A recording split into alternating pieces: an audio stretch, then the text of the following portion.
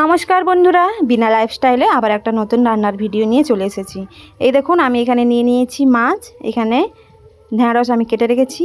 এখানে দেখুন, আমি এটা পুকুরের জ্যান্ত মাছ নিয়েছি। আজকে রান্না করব মাছ দিয়ে ঢেঁড়স দিয়ে টক। তো তার জন্য দেখুন, আমি এখানে কড়াই বসিয়ে দিয়েছি। কড়াইতে এবার মাছ আমি ভেজে নিব। নুন হলুদ মাখিয়ে আমি ভালো করে মাছটা ভেজে নিব। আমি ঢেঁড়স দিয়ে আজকে বানাবো মাছ দিয়ে টক। তো দেখুন, মাছ ভাজা হয়ে গেছে। এরপর আমি ঢেঁড়সে এখানে নুন হলুদ মাখিয়ে রেখেছি। ঢেঁড়সও আমি ভেজে নিব,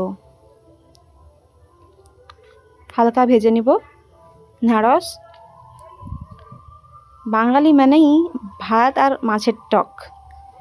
তো দেখুন, আমার ভাজা হয়ে গেছে। এবার তেলের সাথে আমি এখানে ফোড়ন দিয়ে দিয়েছি, শুকনো লঙ্কা আর কালো সর্ষে। তারপরে আমি এখানে সর্ষে বেটে রেখেছিলাম, কিছুটা পরিমাণে দিয়ে দিব।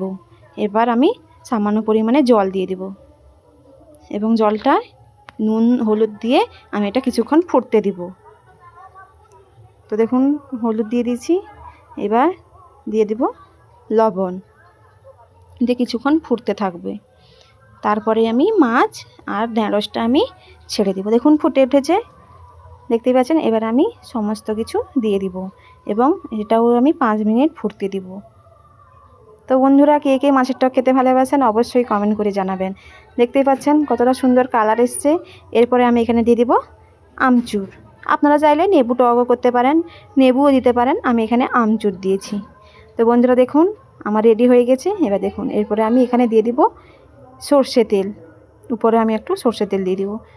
দেখতেই পাচ্ছেন কতটা সুন্দর লাগছে। গরম ভাতে তো জমেই যায়। তো বন্ধুরা, কেমন হয়েছে অবশ্যই কমেন্ট করে জানাবেন।